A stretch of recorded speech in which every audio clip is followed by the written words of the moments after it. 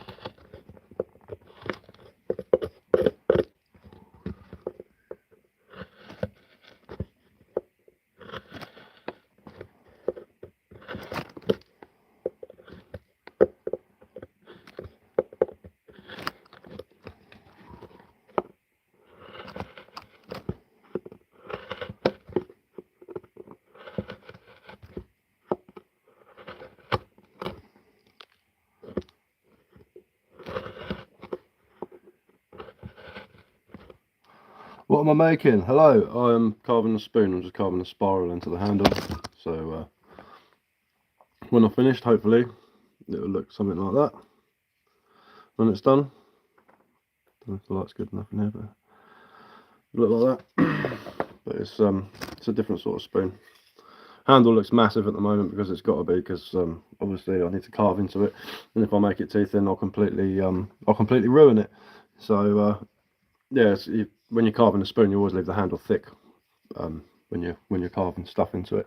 So I'm going to carve these spiral grooves into it, and then I'll round them off into the into something like that, and then a bit of sand in, put some oil on it, and it'll be ready to go. Nice job, thank you very much, it's much appreciated. I do make other spoons. I made this one the other day, which is I quite like this one. I think it's pretty cool. And I've got like my usual spoons that I make, which are like these ones. It's a nice long rod, yeah. A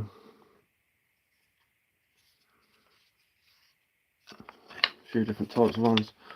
I do carve other things as well. Like there's a little wooden drinking cup, which is like a cookser that you'd use in the woods.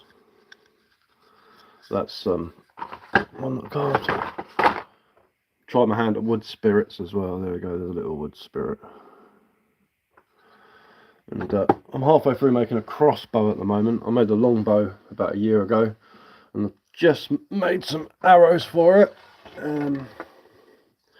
This is an arrow that I've been working on. It's made out of hazel coppice, which I've peeled the bark off, sanded it down, fire hardened it. Oh my god, blurry. Here we go. Look at that. Still blurry? Not so blurry. What's what for the spoons? For the spoons, I use a little open nail knife and a thing called a crook knife, which is a knife that's bent like that, which you can scoop out the top of the spoon with. Or if it's a bigger job, I'll use a U-shaped carpentry gouge, but there's nothing fancy involved. But yeah, this is an arrow that I've been working on. I made a flint tip spear and fixed it with some pine pitch that I made out of pine resin, where you just get some ash, mix it up with pine sap, and it becomes like a polymer. So when it's warm, it's really soft and sticky, and then when it's dry, where can you buy? You can't at the moment, but I am sorting out a website, so give us a follow, keep an eye on my videos. I will be putting a video up of the details for it. I've got a friend who's got a bushcraft website, so I might actually just sell them on there, because it saves me a lot of hassle. So I'll just send him a load of spoons and he can sell them, and he'll take a cut of the proceedings. But all depends. I'm not sure if we're going to do America yet, because the postage is ridiculous, but we'll see. I say it's down to him really. But also make walking sticks as well. There's walking stick that I made. But yeah, just keep an eye on my videos. It won't be too long. Within the next month, I'll be selling them. Also do like bushcraft and stuff like that, and for friction fires, and using different funguses to start fire, and foraging. I know quite a bit about wild plants. I'm not an expert. I like to think no one's an expert really, but hello. Until it's gone carving. How you doing, man? How you doing? I'm just working on a spoon handle. Doesn't look much at the moment, but when it's finished, it'll look like that. I have that spiral spoon handle, but it's one of these spoons. But yeah. Oh, good. Just painting some floats. Oh, nice, man. Nice. Oh, is that Chris? Is that Chris? I think it's Chris. I'm explaining to you about my spoons. You already know about them. How long to complete a spoon? One like that, probably about an hour and a half. One like this is a 3-hour jobby. About 3 hours. It all depends. If I do them on live, they take me longer because I'll start talking and get distracted. But if I'm just sitting there listening to some music and carving, they don't take me too long. They don't take me too long. But yeah, I need to make another.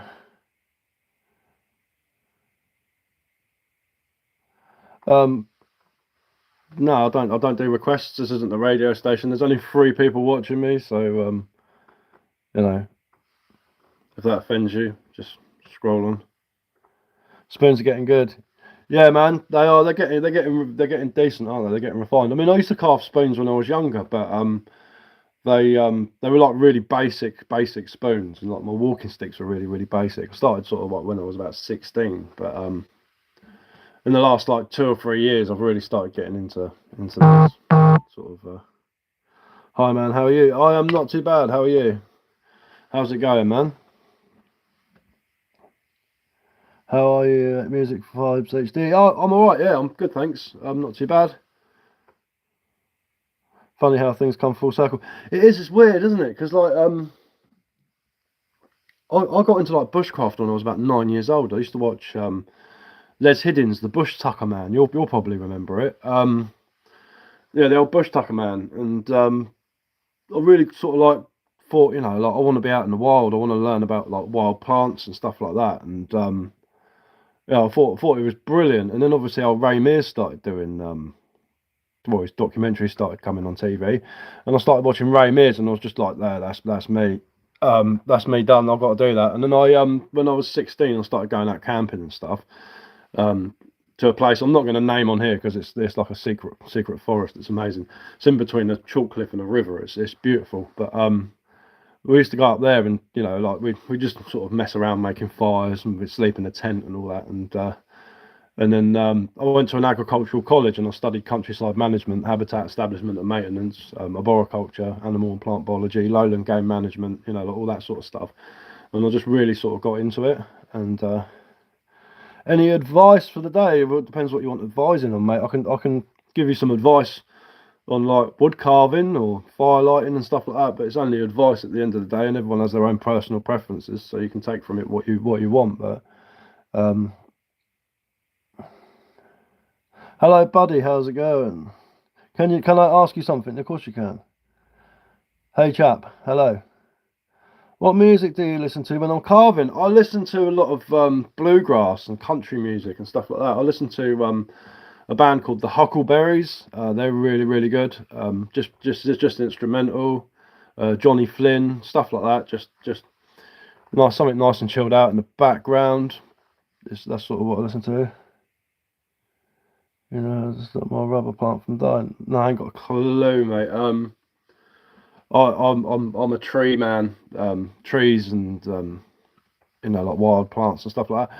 I don't know anything about rubber plant. Oh, rubber plant. Oh yeah, shut up. Haha, I thought you meant like a rubber tree. You know, obviously where they gain the latex from. I thought maybe you had one going on in the greenhouse or something like that. But how do you stop your rubber plant from dying? I don't know, mate. Probably just throw it out or put it in the washing machine. Why is my English accent so hard to understand? Because I come from a place called West Sussex in the south of England, and we all speak like this. We were the guys who fought the Vikings off. Well, it's worth a shot. Thanks, mate. Have you tried? So, tell us a memory associated with it. I did when I was younger, but can't really remember. It was a very long time ago. But I'll just remember it not being that great. To be honest with you, it just wasn't. You know, I was more of a party man than someone to sit there and spin out. You know, but you know, it's just one of those things. Each to their own. Good afternoon. I'm also from West Sussex. What wood do I prefer carving? It depends what I'm doing, really. I use a lot of ash because there's a lot of ash around. And hey, crack themed. Hello, how's it going? How are you? Definitely not one of those, mate. I've got heart failure, so doing that would probably end up ending me. But 10 out of 10 for effort, old chap. Yeah, it depends what wood I'm carving, really. What I'm carving, really. Ash, oak, hazel. I like hazel for walking sticks. Sycamore's good for like carving cups and stuff like that. It all depends what I'm doing, really. Fruit trees, apple, cherry, plum, stuff like that are really, really good for spoon carving. Yeah, just started last week. I had a fantastic time. I felt like I knew everything. Nine at once. Yeah, fair enough, man. I'll say each to their own. I mean, that's it. You're in West Sussex. Awesome, awesome. I'm right on the coast of West Sussex. In between the South Downs National Park and the sea, which ain't too bad because you get the best of both worlds. But I used to live on the beach, and the novelty wore off after about 20 years, so it just didn't, you know. How long did I live on the beach for? It was like 19 till about 28, and then probably like 30, yeah, 30 odd. Yeah, quite a while. Have I been to any forests in Scotland? No, I've never been to Scotland. All right, G, goodbye. Goodbye. Enjoy yourself. Have a nice day. Have I been to any forest in Scotland? No, I haven't been to Scotland. I'd love to go to Scotland, but I'm quite ill at the moment, so travelling long distances is a bit out of the question, really. I'll get really, really knackered. But no, I've never been to Scotland. It's one place I'd like to go. When they fix my heart, I'll definitely be going on a little tour of the UK and go all over the place. Not for my illness, it doesn't, man. I've got heart failure, so it actually raises my heart rate. I used to smoke it for 23 years. I smoked it, and then I had to stop because it was just pretty much doing me in.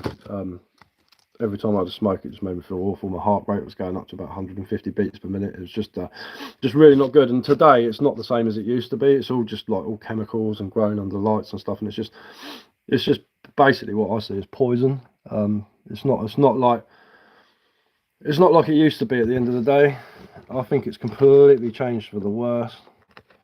It's pretty terrible, to be honest with you. A lot of the old smokers give up after a while because the quality of it it's just gone downhill.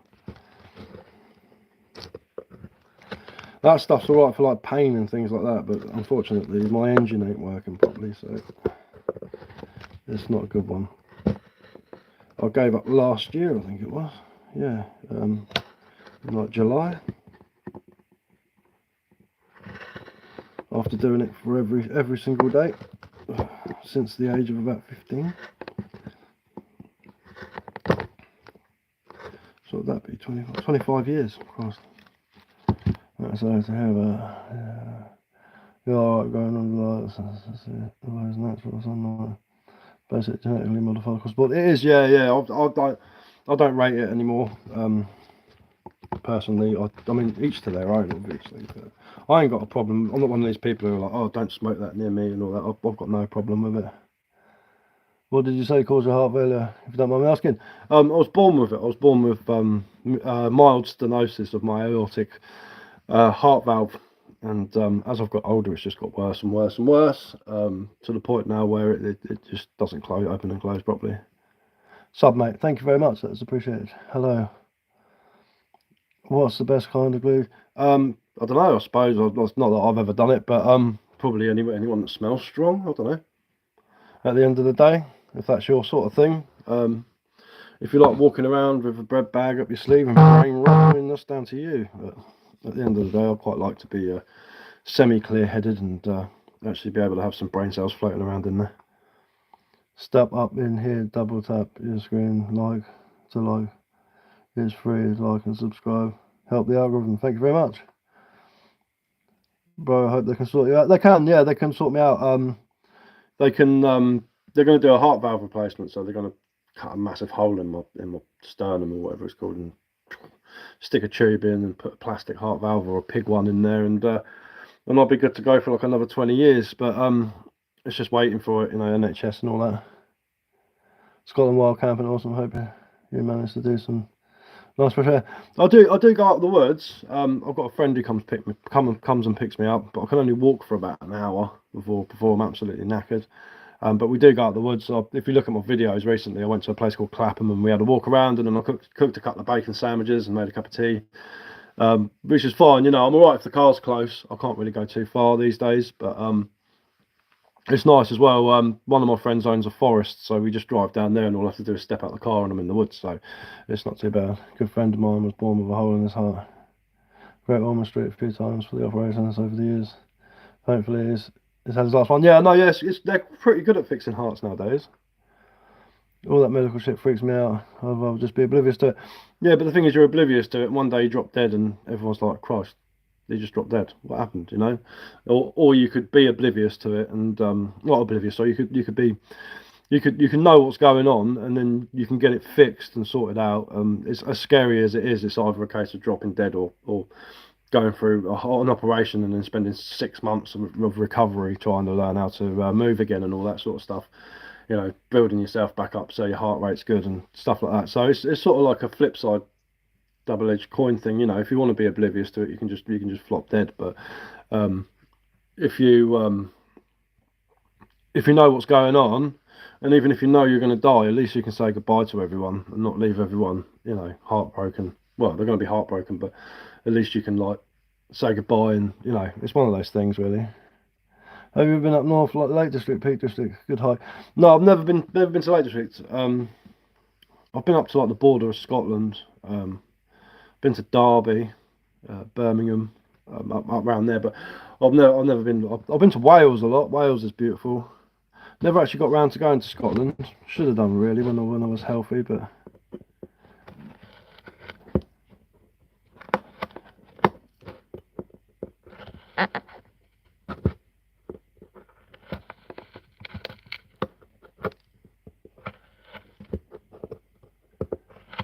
Wales is beautiful. They have the same thing called like the Dragon's Back. Okay, I went to the Brecon Beacons, the Black Mountains in Wales. That was cool. I used to go camping up there all the time in my 20s, which I loved.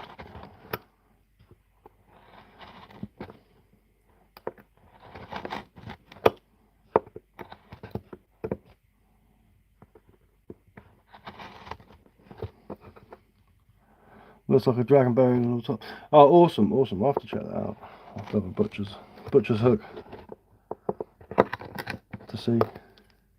Keswick is my favourite place in the Lake District. The hill's a heck of a push in the woods. Yeah, I bet I can imagine, man. I can imagine. I can imagine, bud.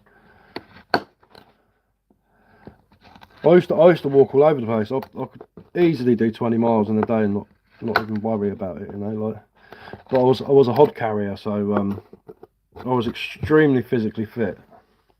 Where am I from? I'm from England, south of England, West Sussex.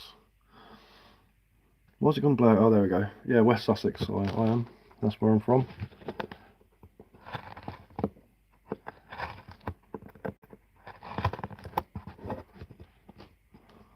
Hello from Australia. Oh, awesome, awesome.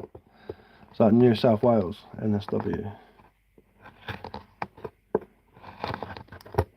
One place I've always wanted to go, Australia. I was talking about Les Hiddins earlier on the Bush Tucker Man. I used to love that.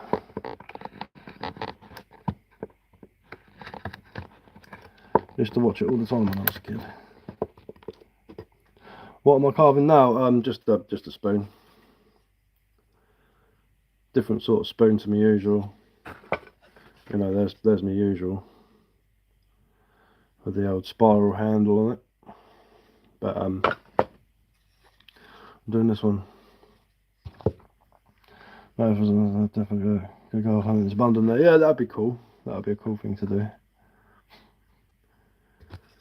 That'd be awesome. Do a bit of prospecting.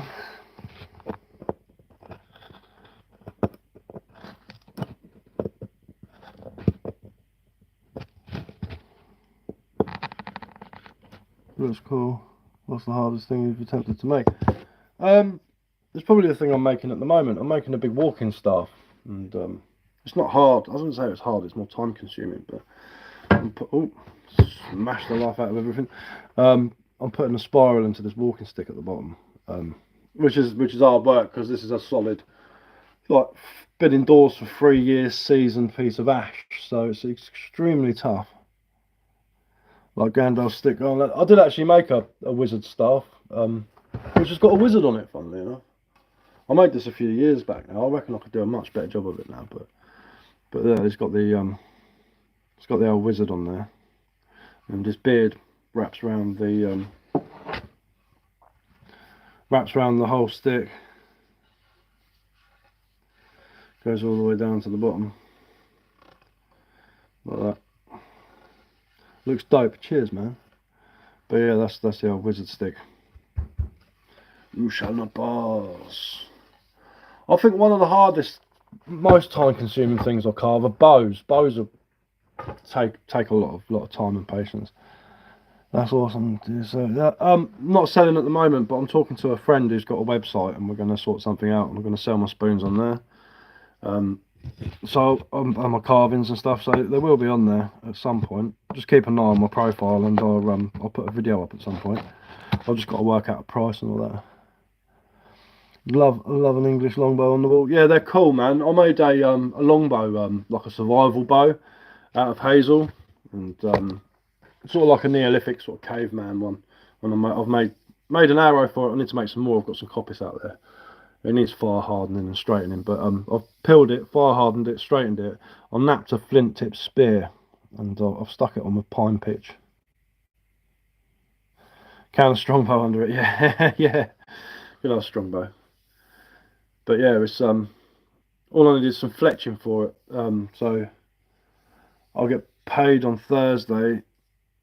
Pine resin, yeah. It's so you get pine sap when a pine tree is damaged, and the sap comes out. I think I've got some in its raw form here. Hang on, bear with me.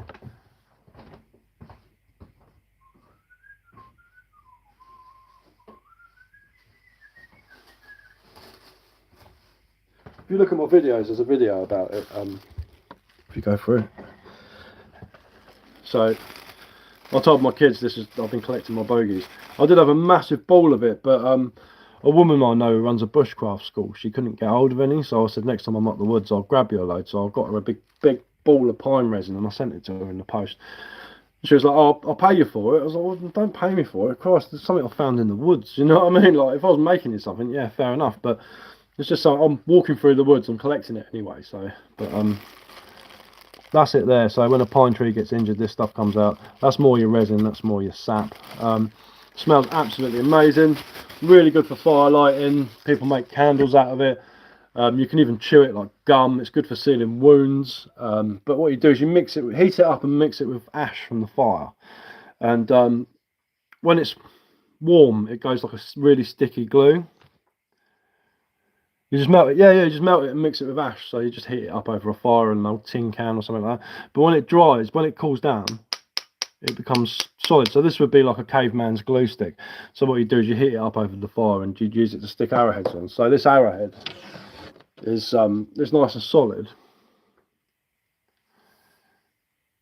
Did she think you meant rosin? I don't know. So this arrowhead's nice and firm on there. But if I wanted to take it off and put a different one on, I could just heat it up and take it off and then reattach whatever I want on there. So it's actually like a prehistoric thermoplastic in a way. It's pretty good. It's decent enough. It's well, it worked for our ancestors anyway, for putting spear tips on and putting on arrowheads. Opinel for carving, that's what I've been using at the moment. I've got some Moras and stuff like that, but Opinel they're sharp as sharp can be. I mean, this one probably needs a bit of a sharpen up. Yeah, it needs a little bit of a. I like them so I can shave them. Does it shatter easily? No, it's actually really strong. It's really tough. It's solid. It is literally like a thermoplastic. It's really cool. Works really well for adhering things together. One of my mates did a video where he put some jute in there, like some jute fibres, which I thought was pretty cool. And he said it makes it even stronger. So I'm going to give that a try next time. See what I can do with it.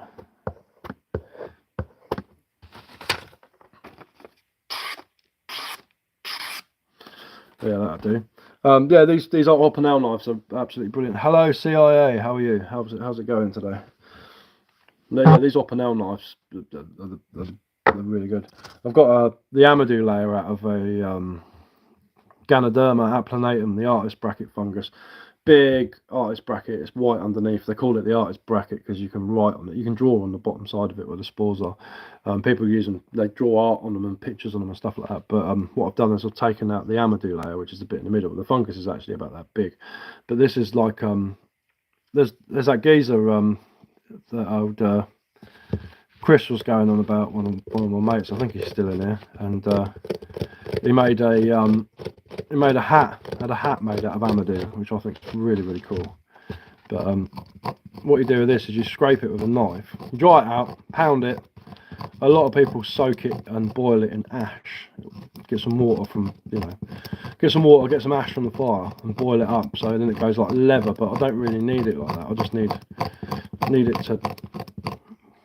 Paul Stamets. I don't know if it's Paul. Is it Paul Stamets? It might be. Oh yeah, Paul Stamets. Yeah. People like you are taking over when shit hits the fan. Learning so much. I can be on this journey for a year or so. Just discovered your channel. Thanks. Oh, cheers, man. Thank you very much. But this is what you do. Is as you can see, I've scraped it up, and that's like fluff. So if you're going to get a fire going. Where I live on the coast, so there's a lot of naturally occurring, like your accent, thank you very much, from West Sussex in England. So there's a lot of naturally occurring iron parietes. So what you do is you get a piece of flint and a piece of iron parietes, and you keep whacking it until a little spark lands on there. Give it some air, and then you'll get a coal, and then you put it in a tinder bundle, and you can light a fire. That's the whole idea of it. Or you could just flick it with a ferro rod, and they burn at a couple of 1,000 degrees, don't they? I think until you break a femur. Hang on, I missed the last one. Shatter easy until you break a femur. I don't know what you mean, bud. Nice. Yeah, I'm from West Sussex in England.